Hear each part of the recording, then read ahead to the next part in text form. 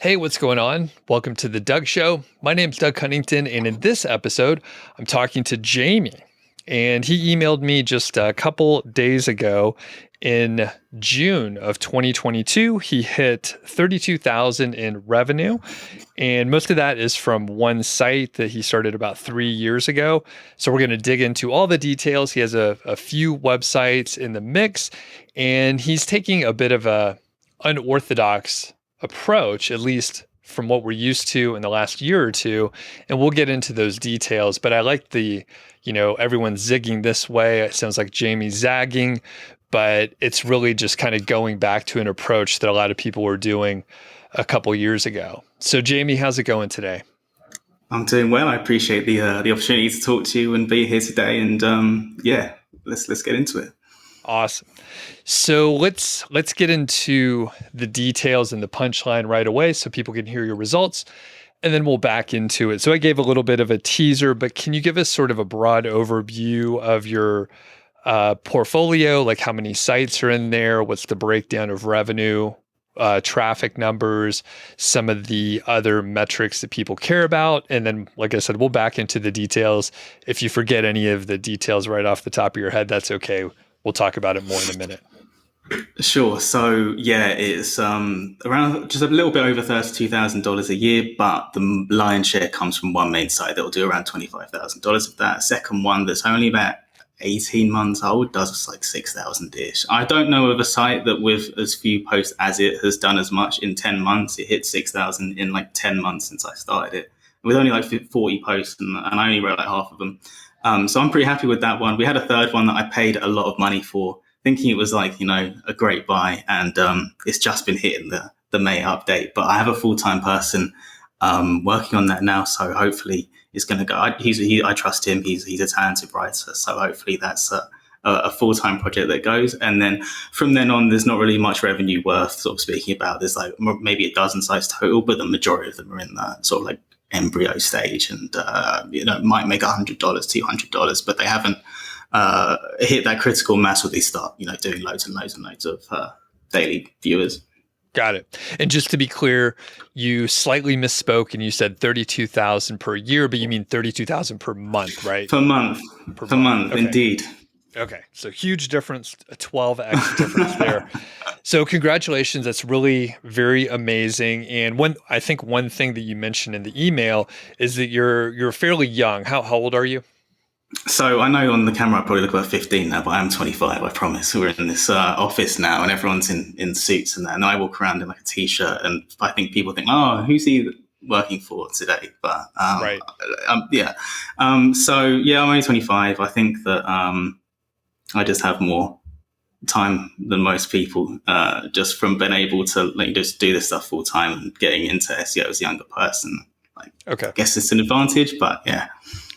And when did you get into SEO and affiliate marketing and all that stuff? Sure. So on in the UK, I don't know how this is, if it's the same elsewhere, but you can do like an internship year where like you do a 4-year course instead of 3 years. And then on the third year, you go and you do like a year in industry. It's meant to like help you get a job. And so I kind of left it until the last moment. And then at the last minute, I was like, I'll apply for anything. I saw this job in Paris that was like I think it was illegal in that like they underpaid. It was like €3 an hour, but I did it anyway. So they did publishing and stuff, and they didn't get that much traffic. And so I noticed that one post had way more page views than the homepage, and I was like, "How did this happen?" And they were like, "I don't know." So I just decided to leave it to the gods that a page was doing well. And so I wanted to find out how this was. And this is an opportunity. Eventually discovered what SEO was, bought like 4 books on it, sort of consumed those, got obsessed. And after uni, I was like, well, I should probably try this out. And here we are. And so how many years ago was that? Like 7, 8 years ago? No, I went to Paris when I was 21. I'm 25 now. Okay. So just 4 years ago. And before that, you didn't know any SEO or anything like that? No, not at all. What did you study in university? I did economics, so all the fun financial, monetary policy, monetary macroeconomics, and all that fun stuff that I'm never ever going to use ever again. Is there anything at all that you would use from your degree? Any sort of broad ideas of supply and demand or anything?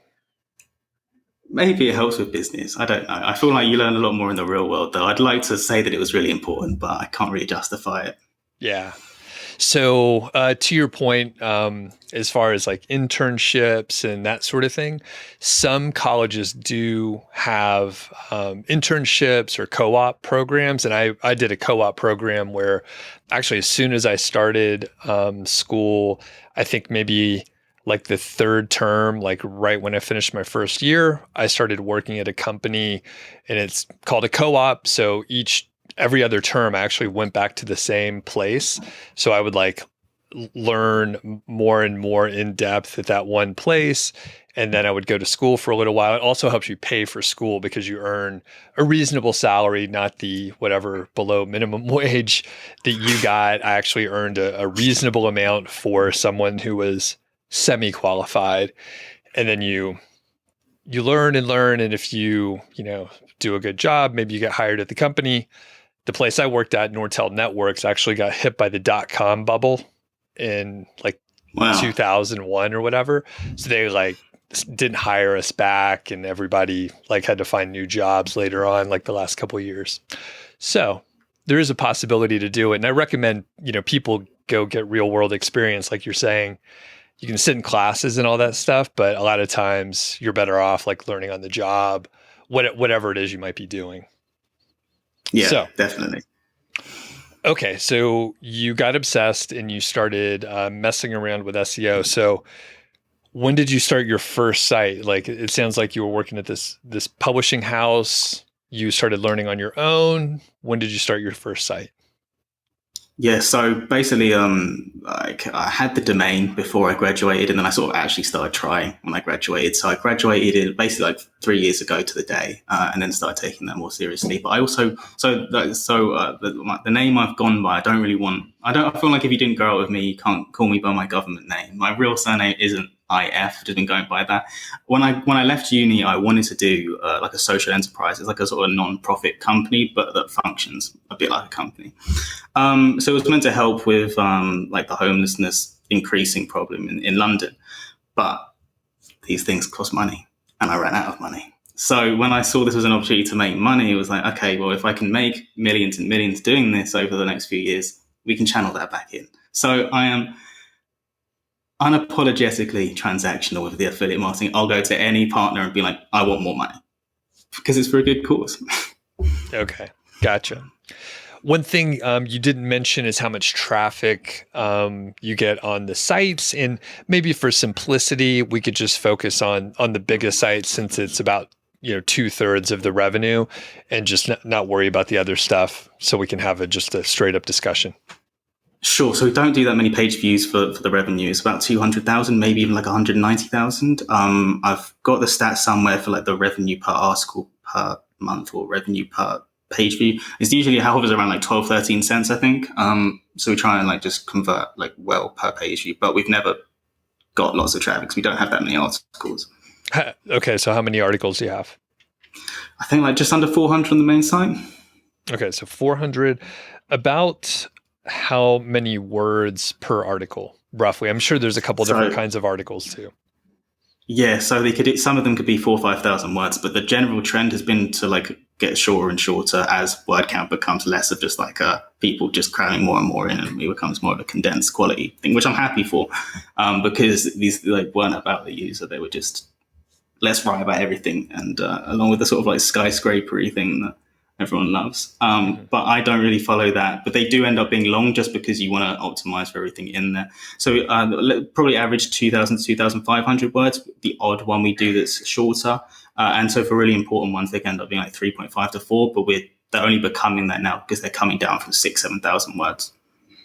Okay. Very good. And then do you have a breakdown of, or what is your breakdown of informational versus affiliate type content? Sure. So and there may be a clear correlation because everyone says, you need to have X% informational or you'll get hit by an update. I've not seen any evidence of that because we are very heavily skewed to commercial stuff and we've not been hit by any of these updates as of yet.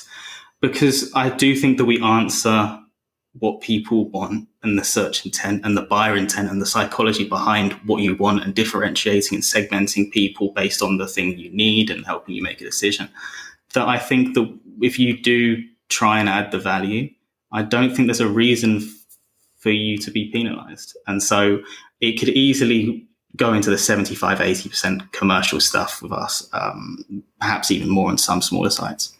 And do you even pay attention to it that much, or you just look for good keywords and then just move forward? Yeah, it's if a keyword looks viable, based on, we have much less traffic requirements for an affiliate piece, and a bit more for an informational. But honestly, I'm fine loss leading. If I think that something's just going to be a good build up of content, I'll write it anyway. I don't mind. I don't think that you can look at a return on investment for an individual article and go, all right, that's worth writing, or that's not writing. You have to look at it as more like a 100 content piece, and that one could help you get that other feature article in a year, 2 years time, to in a position where it can make a lot of money. So I'll write most things if they feel like they contribute. Got it.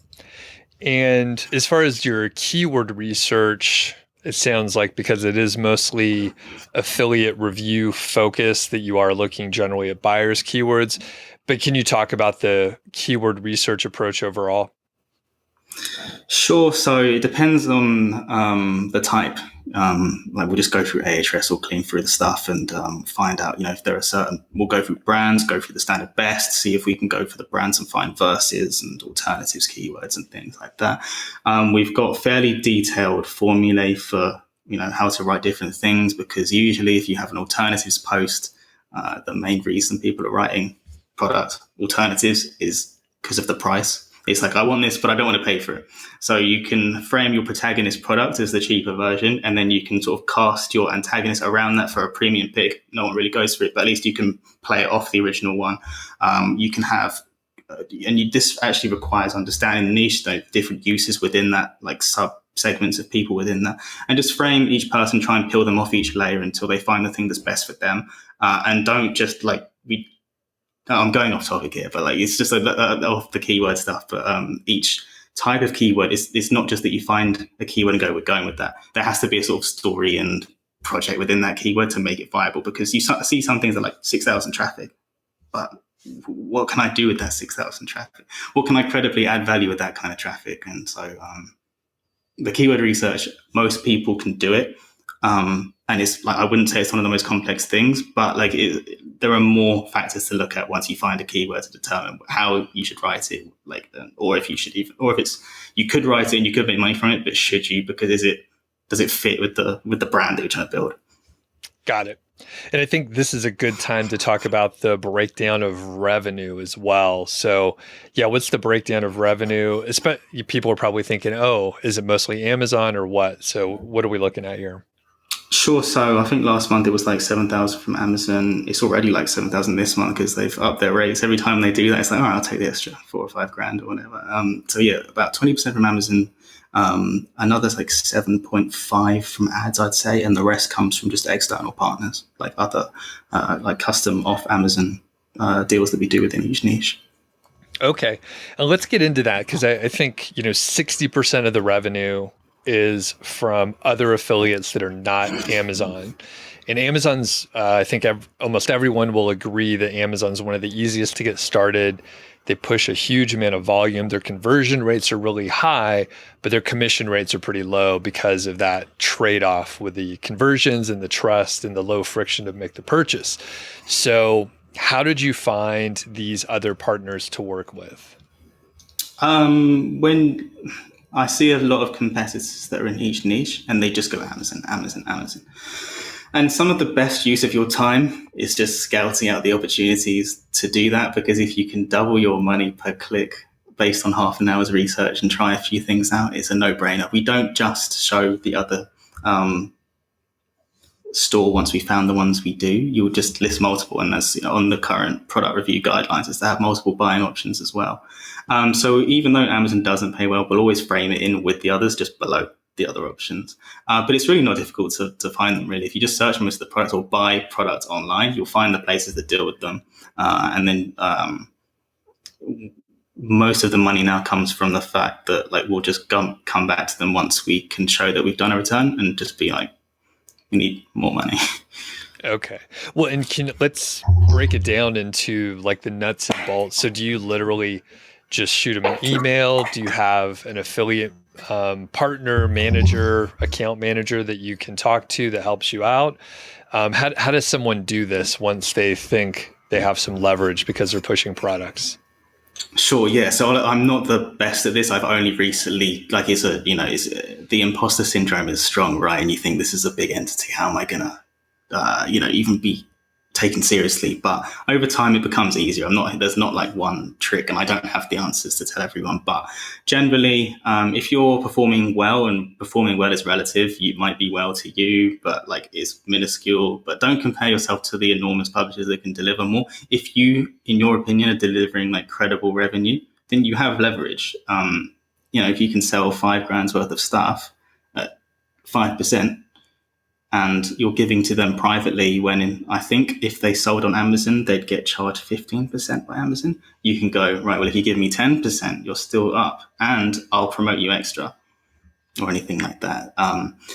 We're lucky to have worked with people that have dedicated marketing managers that we've had a relationship with, and we've been able to, build up. And I do recommend that you do, always say that we're really grateful to work with you. We're grateful for our collaboration, and try and just keep every interaction positive. There is like that person who is your connection in the company does have sway and can go, don't worry, I'll get this greenlit for you if they want to. And so there is a bit of sort of social stuff. Be willing to jump on a Zoom call if you need to, but if you just want to send an email, then just send a good email. People are more receptive than you think. I think people are more worried about losing business that you drive them than you think as well, especially if you can drive them enough. Have you had any instances where you asked for better terms and they rejected you? Yeah, yesterday. And I asked them for $2,000 to change the stuff as well as the higher stuff, but they said no. I was like, Okay. It happens all the time. At the moment, we've got one partner that's trying to change the rates down from 8% to 5%, and they're a big customer of ours, so we'll probably lose like $800 a month from that. But you have to go, but look at the stats. This is what we can do for you. And then sometimes, there'll be a change of personnel and you can't do anything about it because they don't understand your value. And for those instances, do you have leverage to go to one of their competitors and say, hey, we want to work with you. We've had a change. Like, how do you treat that? In this particular case, no, because these is some of like the best converting and just best quality stuff around, and we'd really rather keep, and we will still keep promoting them. So we don't have that much leverage, but they don't know that, in all fairness. So sure. It's not a zero-sum game in that way. I also don't want to promote things that aren't the best. Like, we have one program that is only 3%, but that is the best products. And so we'll give that preferential treatment just because if people make the decision that's best for them, then that's our value added, even if it means less money. It's not just we'll like flog anything if you give me the money. It's we flog the best things, and then if we can get the most money, then great. You only have, you said something like 400 articles on that one site. Are you following along that same kind of content plan with the rest of the sites too? I'm trying to put out more. It's if we can put out more and retain the quality, then great. I'm just a bit of a perfectionist with that. We're trying to onboard around 5 writers at the moment, so hopefully that will like double our output almost. The same model, I guess it depends. We've always gone for sort of the same style without giving too much away. Like, they're not shoulder niches, but they have a non-zero amount of. There's like a bit of a Venn diagram. Okay. And so they function in a similar way, and they the keywords sort of fall the same ratio, the same sort of style, and so we can template it fairly easily. Okay. And that makes sense. Like, maybe it's the same kind of audience. So, for me, I'm into YouTube and podcasting and like creating content. So a lot of people that do one, sometimes they do the others. Is that kind of that kind of idea? Yeah, it's the same area, like the same style of formatting things, same style of putting things out in front of people, same article keyword styles, best whatever, something versus something. And so the same amount of articles, the same not many ones that you can put out, but just put the most effort into. It's the same. The niches all fall into that same less content, higher quality content style. Okay. And from the content standpoint, so higher quality, you're not publishing quite as much. So what do you think, or what mistakes do you think people are making on their sites that they don't know that they're making content wise? I don't think there's mistakes. I just think it takes a long, long time to like add on that one thing, that one trick that lets you do the next level and the next level and the next level.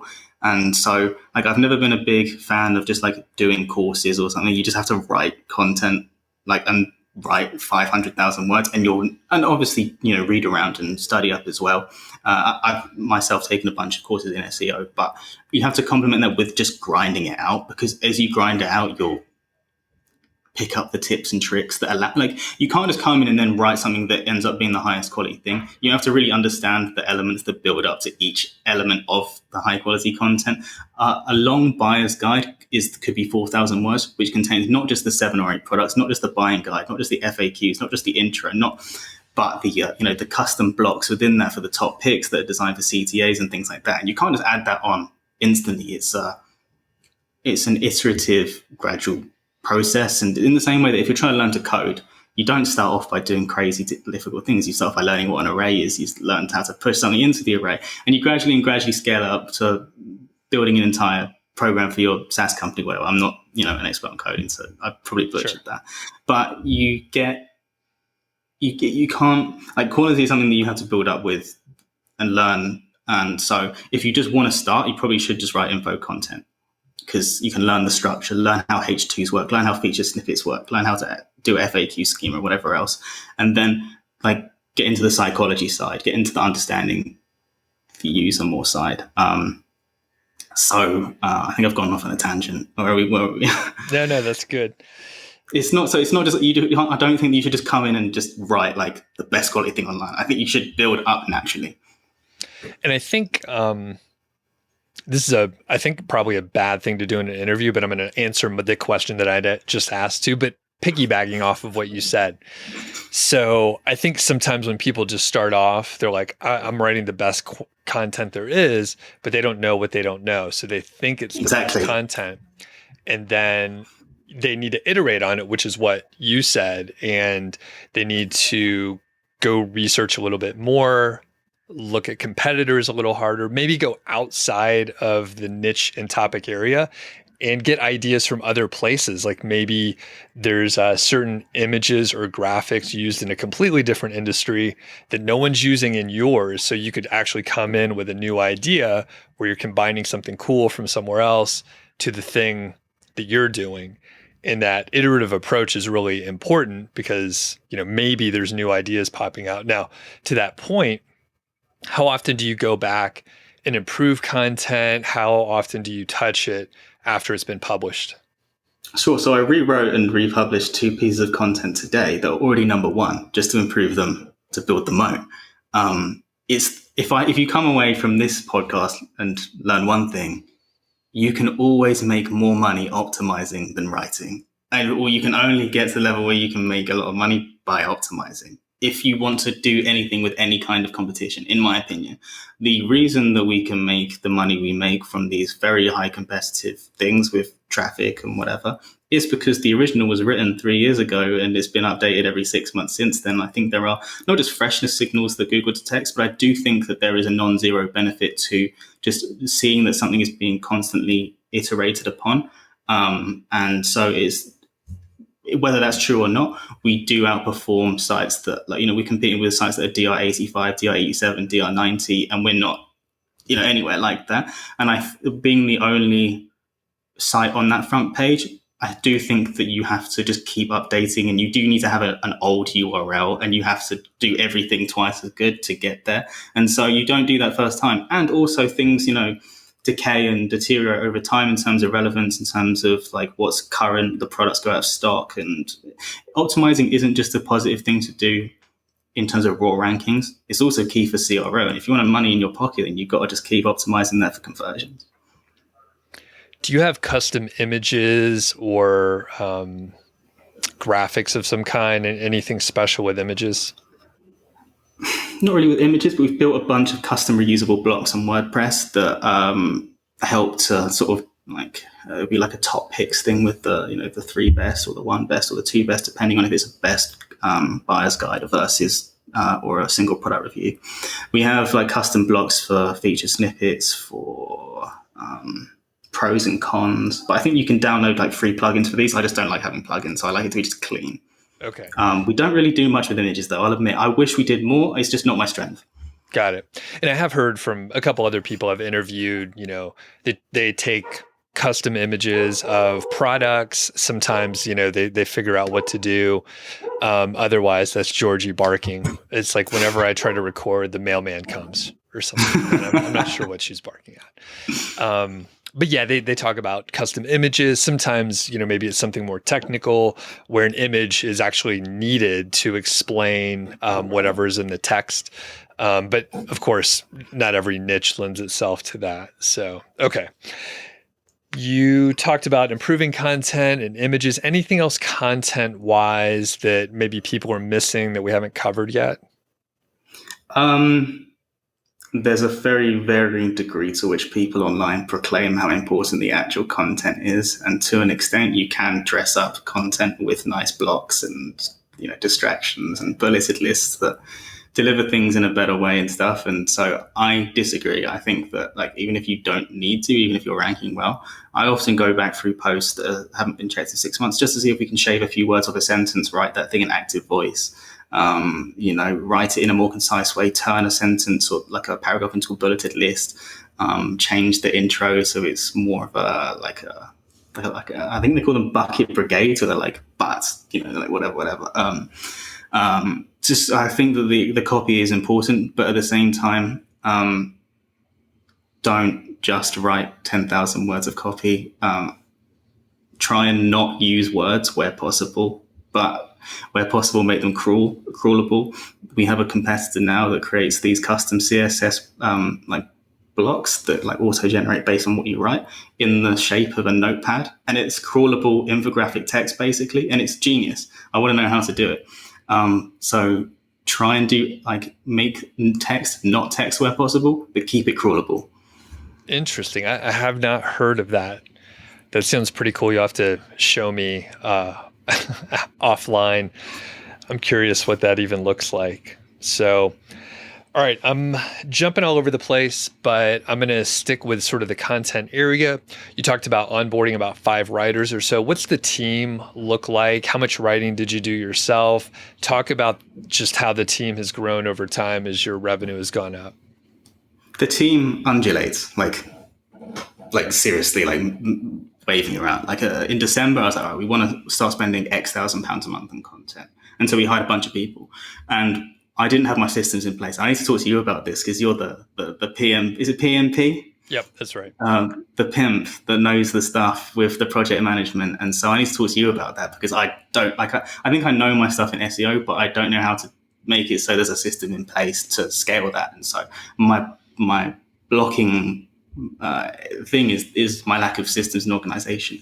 The onboarding we did is different to the onboarding we do now. Now we have an onboarding, it's called Scribe. It's a fairly new product. I think that like you can create like Loom style things and embed them in one place with Google Docs for the certain and slideshows for the technical stuff of SEO. We have a writing for the internet slideshow within that as well that covers, active voice, using precise words to create more like evocative visual imagery to keep people on time on the page for longer and stuff like that. We didn't have any of that, or wasn't good before, and we also didn't have a good screening process to see if I do just like face-to-face interviews, which are actually like probably worse than useless. Because if you're turning someone away because you're like, I didn't feel like they were good interviews, like, but I don't fucking talk to them for a living. They write for a living. Right. So I got it all wrong, and I'm learning. Yeah.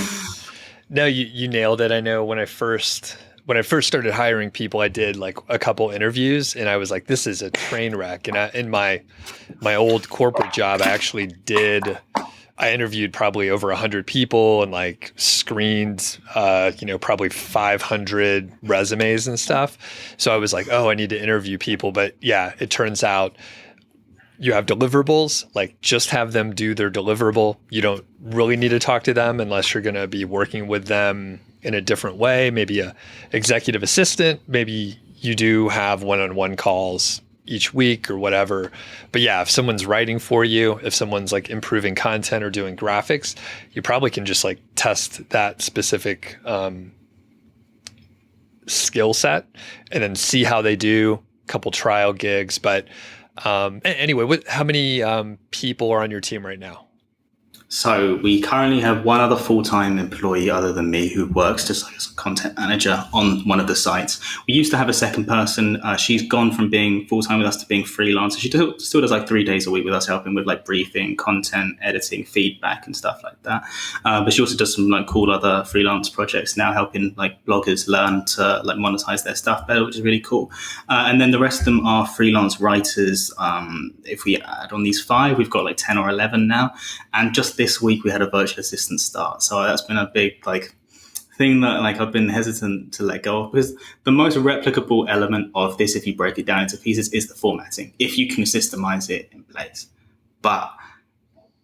And so therefore like the assumption therefore is you can create like 20% of your time back if you're not doing any of the formatting anymore, and free people from doing that if it can be done right. It's like our formatting process is more complex because of the various blocks that we have and stuff, and so it's like learning it new thing. But I finally stopped micromanaging and allowed when we've onboarded a VA, so that's the rest of the team now. Cool. And how big do you think it'll get? Do you have any vision? I want to hire more full-time people. I'm big into hiring full-time people just for the culture benefits that like you can really teach people a lot better. I don't blame a freelancer for not being head over heels for learning all of my slideshows and all the minutiae of that when they just want to write. Like I wish that they were just like everyone was super dedicated, but I've also got to think on their side, and they just want to get paid for their writing. Often I think they care a lot about what they produce, but when you're paid by the word, there's like limitations in place. Like what does that represent when you pay someone by word psychologically? So I get that, and so I'm just a big fan personally of going for more like full-time people. I would rather have a full-time person work as the face, which is the EAT stuff. We don't use any of this person doesn't exist. The AI generated people that you see, but if you have real people and you can show them they've got a digital footprint, that's obviously useful. So I'd rather have that. There's various benefits for that. I'd really want to get onto just YouTube and crushing it on all these sorts of things. Like I think YouTube, like it's always, I don't want to say like it's going to be simple. Like it's already like I'm already late, but I would rather have like a content manager to really flesh that out. And I think that having like a YouTube review showing real life product reviews, because we rank underneath DR90 sites that clearly don't know what they're talking about with regards to the niche. And I think that YouTube might be the barrier that finally proves it. Like we'll have like 7 products that we've really tested in there, but it still doesn't matter. But hopefully YouTube and then the video stuff and sort of funneling people between the video and the content side is the next level. So my goals are to make all of these multi-million pound brands really. And to do that, you've got to have experts who are the best in their respective areas to do that. This is complete left turn, but you're doing, you have a big vision, like you said, build multi-million-dollar brands. Are you like uncertain in certain areas where you're like, I don't know how to do it, but I'll figure it out along the way? Do you have any like insecurity about like growing these big businesses? And not because of your age, but because you haven't done it before. Like, there's people that are, 55 and they never did that. They don't know how to do it because they were never in a position. So any areas of insecurity as you're like, oh, I want to do this cool, big shit, but I don't know. Imposter syndrome is definitely a thing. And I only like literally activated a Twitter account to talk about SEO yesterday. And so I was like, well, I guess finally now I feel comfortable enough to know something. And since reading like an hour of people talking on Twitter about SEO, I've never felt more confident that I know stuff about SEO, because no one online knows anything about SEO and is telling the world about SEO. That's a separate argument completely. So as for building a brand online or building a bigger brand and the elements of that, I don't feel like scared, because like if it all goes wrong, like I'll just get a job as a developer, I'll get a job as an SEO. It's like, I'll be okay, I'll be fine. Right. I'm more worried for the rest of the team and what, like, they're all talented, they'll do fine as well. But like, I'll be gutted if in 10 years I was like, I could have £1 million in my back pocket, I just didn't sell up. Yeah. And with recessions or whatever, it's not guaranteed in this world. But I can't stop. I want to see what the next part is. It's an adventure, really. You got to go for it. And I'd regret it more if I was 90. And I thought, could I just put it all on red again? Yeah. Let's rewind a little bit. So you're about, I think 4 years in roughly across your journey here. Your big site that's earning 2/3 of the revenue, it's about 3 years old. Can you talk about the timeline and growth trajectory, especially like the sandbox period? When did you realize that it was working? Was there a big jump at some point where you were like, oh, fuck, this is like even bigger than I thought it was going to be? Yeah, so like I've been like actually focusing on it for 3 years, but the domain existed before. I'd written a couple posts and stuff. So like if you wanted to go on the domain, like registration is probably like 4 years or like around that. So I don't want to make it sound like this is all happening in 3 years, and usually like doesn't. It is an older domain, but I just didn't really like do anything on it or like try, or didn't devote my time to it. So it was. I put Google ads. So actually, I was on WordPress.com before .org because I thought that's just what you did. Yeah. And it was making like it had like 5,000 page views, and I was like, oh, and I could put ads on it. Realized that you couldn't do that, and then I was like, oh, I need to go onto WordPress.org. So I'd pay like 500 quid in like fees to what they called automatic to not be allowed to put ads on the site. So I changed over, and in December of 2019, it made like 300 quid, and I was like, I think I'm a money making guru. And that's when it had like 80 or so posts. I still didn't know what I was doing.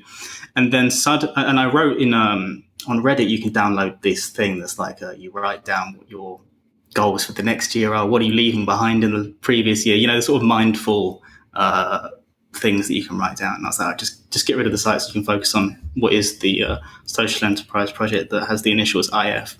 Try and get like, grow it and sell it for like 10 grand. I didn't know what the multiples were like or anything back then.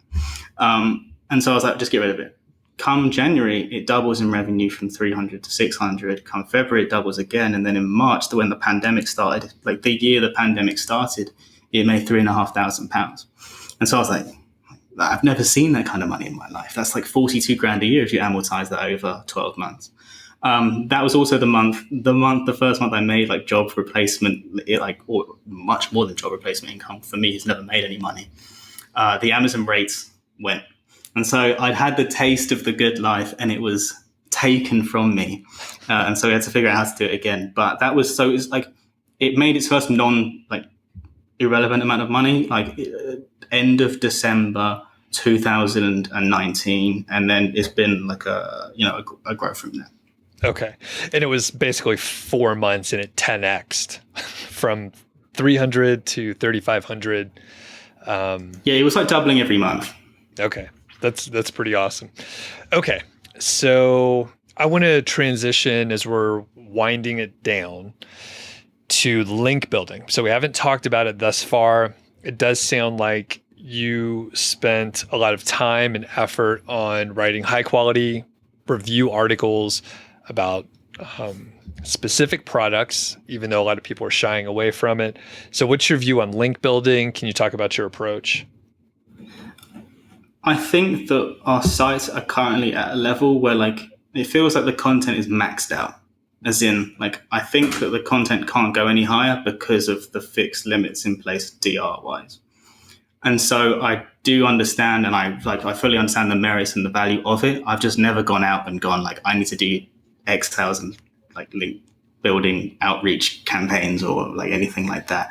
What we recently did do though, and I was on a call with Adam from the Niche Website Builders 4 or 5 months ago, and he gave me really good advice on this because I was in the process of buying a now defunct business in our niche that used to sell real life e-commerce stuff, and it had a high DR because it was just known for making great products. And so we bought. And it had 40,000 page views a month because of just the content they've written in a sort of content marketing play. So we bought that, and thank you to Adam for advising that we put up a page that's we have acquired the company and the link to all of the posts and things. And so we went from 39 DR to like 54 DR from that acquisition. And the acquisition was like £22,000. So we basically bought our way into like mid-level DR without doing any link building. And so I understand. And we just bought we've got one age domain with the niche website. There was one we bought of ODYS. And so I understand now the pull of starting with some DR. I'll admit before I was like, not against links, but I was just like, oh, just write the content. Don't look for the shortcuts. But I do understand the merits. And it's fair because if you do have a long-term history on the internet, like the chances of you being legitimate are like a restaurant that's been around 200 years is more likely to be around for 200 more years. So I understand the age, the reputational effects. And I also understand the merits of buying a real business because if you buy one, you deserve to kind of have the reputational advantage over someone who starts from scratch because that business exists as a sort of pseudo person and has reputation and whatever. So DR serves a function, so therefore link building serves a function. But I don't have any super expert insights to give you just because I'm not good at it. And the only recent project we've done is buying other sites to sort of cheat our way through. Got it. Which, if you put an ROI on it for like the number of links and the history and all that stuff, 22,000 is probably like a pretty good bargain because if you were going to recreate that, it would take you a very long time and probably be more like $70,000, not 22 is my guess. One thing you did mention is you had a DR of 39 before the acquisition. Is that right? So I think it was 39 or 40. I think it was 39 though. So how'd you get up to that point? Because I do bump into people actually very often where they don't do much link building or they don't do any link building and their DR is like 4 and they have like 6 links and it's like they're having issues, right? They're not even getting any traffic. And I'm like, well, you got to do something. So how did you break through the first handful of links and start ranking? Well, to preface, we have a DR7 that's only a DR7 because it's got a bunch of links from our DR55, 56, whatever it's main site. And it would be like DR2 otherwise. And it outranks DR90s for and gets like 6,000 plus traffic on super competitive affiliate content. So there's levels where it doesn't mean you can't do anything. That being said, the links that made us get to like DR40, we've just been lucky in that we've written content that the New York Times has linked to, NASDAQ's linked to, and stuff like that. So we've been universities link out to and stuff. So we've been fortunate in just we haven't really outreached, but people have linked to stuff over time. But it's a lot of that came in the second half of the site's existence. It was DR15 for I think a long time. Okay. Yeah. So just natural links. And I mean, this is something that happens where basically you don't have any links because you're not ranking number 1. So over time you rank number 1. When people are looking for a reference, then they link to it. So is that basically what's happening? We've had a surprising amount of links to buyers guys as well that rank and for referencing stuff. So there's probably a sort of nepotism. You already rank number 1, so we link to you stuff that's helpful. I honestly, I wish I'd paid more attention to give you to the links to be able to give you a better answer. I'm just not that on the links. But I guess we've just been super lucky. Okay. And well, it's a great headline too, because I can write it as, 32,000 per month with no link building in 3 years. You're writing it for me. There we go. Okay. And you mentioned ODYS, which we'll go ahead and throw in their sponsorship here. We could do sort of a live back and forth. So they do sponsor these shows. Can you talk about how you picked that specific domain that you got from ODYS? And I think it's for a different site, right? You picked it up for a new project? Yeah, I bought it 3 months ago and I haven't done anything with it since. It was £3,000 or something. And I need to do something because it's a DR32 in a niche that I know I know I'm going to crush it. I just need to get myself together and do it. Okay. I recommend ODYS if you want me to join in on the plug. So I spoke to the co-founder Alex, on a super good salesman. Next thing I know, I'm buying the domain, and it's got some history. It's got links from niche wikis in those sorts of areas that link to it. It used to be I can't tell you what it used to be, but it used to be something important. It's expired, and that was mine. Awesome.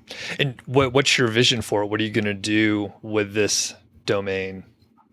I'm hiring writers at the moment to write on that one. I hope the fact that it's been dormant since I bought it doesn't count against it, because it does have like a bunch of really good links, and it does have like the DR that could like this niche. You don't need a lot of DR to like do damage in as well. So we might come in and just be like the biggest.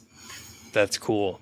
And so typically, you're going to have certain URLs on that domain that had most of the links. So are you going to recreate those specific URLs that had the links going to it? Do you have a different approach than that? So this one, it wasn't a content site. So it had 2 pages, the homepage and like, I don't know what the other page was. Okay. And so it's just all homepage links. So what are you going to do? Is that just going to be, new homepage and then it's niche relevant so you don't have to worry about it too much? I guess so. Honestly, I wish I knew more to know what my strategy was. Like, I'm just going to put content on and hopefully it makes me loads of money. I mean, I haven't done that before specifically, but yeah, I would say, I guess you could just treat the homepage like normally and then have, as much stuff linked off the homepage as possible. So it's a very like shallow link depth. So it's like 1 or 2 clicks away max and just go from there. But you could always adjust, once you make the decision. If it doesn't work how you think, you can do a little mini test and see how it works out. I don't know. Cool. It'll be interesting. And is it going to be another affiliate type site, continue with your high quality, sort of lower article count approach? Most likely, yeah. Okay. Yeah, that's my current plan. Unless something comes up after that now that I don't know about the changes. But for the moment, that's my thought process. Let's swing back. There's one thing you mentioned before. The May algorithm update hit one of your sites. Can you talk about that a little bit? Yeah, I'm not mad about it because it kind of deserved it. Like, it's just like people are mad at like, oh, my site hit. And it's like, yeah, but it's shit content. Like, it's like I'm a fan of standards raising. Like, that's good. I'm fine with like you having to work for money. Like, I don't like the idea of like doing the least and trying to get the most. I'd rather just like do the most and whatever comes, and that's an actual earned reward. Like, I see so many people replying to tweets of like their earnings, being like, how many articles have you got? I don't like that. So the one that got hit, the site, 95% of the revenue came from one article that was just crazy converting. It did really well. The site's like DR3, but it was out competing these like big like newspapers and stuff. And so that got hit. It was doing like 1,200 page views per week, and it's down to like 400 now because it's not been like de-indexed, but it was at number 1. It had the featured snippet, and now it's at like 4 or something. So that one page makes it easier to, I guess, rescue. The rest of the articles seem fairly stable, but they, I believe, deserve their position. Like in-house, me and Joe, who works on that site, were sort of not sure why it was ranking so high anyway. And so we were sort of like, I don't want to touch it because every time we improve it, it goes down. So I'm just going to leave it like and hope. So it's been hit now. We've got less to lose. And so we'll fix that one. But we did get hit on that one. And we lost like $1,000 to $1,500 from that. Got it. It's funny. It's like that was the site that people always talk about where they're like, it's kind of shitty content, but it's outranking my site. And we don't know why. And you didn't know either. Right? It's funny. You always hear about it, but then you don't run into the people that are like, yeah, it shouldn't be ranking. So, okay. Any other algorithm updates that impacted your sites over the last couple of years, or have you just stayed away from those? So our second site, I registered the domain in like October, November 2020. In November 2021, it did like $6,500, or like I think I'd only like started writing content like December, January. So in like 10 or 11 months, it'd already done like for me like life-changing money. But come December the 1st, halves instantly. So it got hit by the product review update. Strangely enough, it had real products. And strangely, even more enough, we didn't add any new products. And then in March, in the next product review update, shoots right back up again. So I have no answers. I have no explanation. These algorithms aren't perfect. And sometimes you get hit and it affects your livelihood. And it's just one of those things. But we got hit on our second site, which is now back to where it was in November. But obviously with how high conversion rates are in like the Black Friday, December crazy buying spree, it'll probably be higher, all things considered, in November. But so yeah, it's been hit on that site, not really on the main site. But in the May update, we got hit on two of smaller sites, that were doing maybe 1,000 page views a month anyway, and so they went down to like 300. But it looks like it's been rolled back, because every time I look at the graphs on Ahrefs and analytics, they go up, right down, and in complete synchrony, they go back like halfway to where they were. So it seems like it's been rolled back. I don't know what the SEOs are saying, but it looks like they rolled back a lot of the changes. Someone else mentioned that to me. I think Adam, if I remember right, Adam or Mark from Niche Website Builders mentioned they had a site that seemed to have been recovered, or maybe it was Alex. I can't remember. I talk to all three of those guys each week. So one of them from the Niche Lifestyle Show. Okay. So as we're wrapping up, how has this site or your portfolio impacted your life? I know that what you're meant to say is, I'm going on holiday with the family now, and we're putting it into the house and whatever. I don't have kids in a family. I don't have a house. I only pay myself £800 a month because it's beneficial for taxes. The rest gets cycled back in. I've never seen 10 grand in my life, let alone $1 million or whatever the portfolio is worth in like invisible monopoly money. I don't go crazy with it, to be honest. It would be nice if we sell up. I might buy myself a nice watch or something, but it hasn't really changed my day-to-day too much, if I'm honest. And I know that, I'd get more Twitter followers if I went, no, I've got the Ferrari and the Lambo, look at this, and, went on TikTok and showed it off, but it just hasn't really changed. I enjoy going to war, and SEO is one of like the best places to go to war, because there's not that much noise. If you do something good, your ranking goes up, and it's like, you get qualitative and quantitative instant results. And so I like the competition. I'd do this if I didn't earn what I get to earn now. And I love it. I'm obsessed. I love the numbers. I love the stats. And so it hasn't changed my life, but I do enjoy what I do. But yeah, hopefully it changes my life when I sell up in a few years or something. Yeah. Well, I think that's a great answer. I mean, you're doing what you like. So that's big, because you could have a corporate job where you were doing like whatever, some sort of a economic analyst or some kind of thing that sucks, and you'd have to listen to a boss. So you are, maybe your boss is an asshole, but you're your own boss, right? This is a joke. Yeah, I do like the freedom. Yeah. Oh, right. You meant, yeah. Sorry, I misunderstood what you said. Yeah, my boss is a real asshole. So anyway, as we're wrapping it up, do you have any additional tips or advice for people that want to replicate your success with your sites? Focus on what the people want. Give the people what they want. And if you think you might have a better chance of giving what the people want for something that can earn you vastly more than writing 10 more like dead end articles, go back to your existing stuff and give the people what they want. Like, just focus on like, how can I add value? What does this person want? What would they might want? What other opportunities can I offer them? And if you give people what they want, they will reward you in affiliate commissions, in the search intent or whatever. It's a like slightly different thing, but you'll get the rankings. And going back over stuff is more profitable than writing new stuff once you've got that body of work. And also, stop trying to get everything for the least value. I don't want to sound like some sort of like internet marketer, but you do have to you can't just go out. If your mindset is I'm trying to get the most and do the least, and it sort of lends itself to the sort of like I'm doing an AI content site that can write 10 articles in 5 minutes. I don't think you're going to join me in this level. I don't think so. I don't think you're going to get there. But if you focus on really giving the people what they want, I think you will. There was an interview I did not too long ago with Jake Thomas, and he said a lot of this similar things to what you're saying, where, it's high quality content. He writes it himself. He spent a lot of time on each article, maybe a week or more, or however long it takes to be better than the others. Maybe he's taking custom images for that specific article to put it all together. And of course, that's going to beat an AI written piece of content where like maybe they don't even know what the topic is. So it makes total sense. And I think that's a great piece of advice. Jamie, this has been fantastic. And hopefully we can catch up in a couple months again and hear what's going on. But where can people follow along with you? Sure. So we published the income reports and hopefully some other useful stuff on increasing.com. Spent way too much on the domain. It was like 15 grand. And we could have just put like niche site something, but we decided to go with the cool name.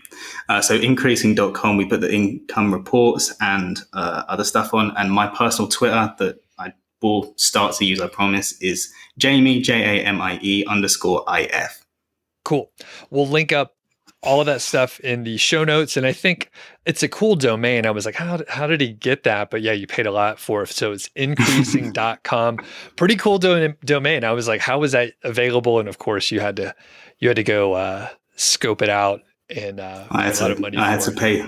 Yeah. But like the thought process is, all right, it could just be a SEO, whatever. But then if you grow it, it's just a SEO one, and then if you grow that, it's a make money online one, and then you can the name scales with the options. It leaves the options open. It could be just general business too. Like it's basically whatever you want it to be.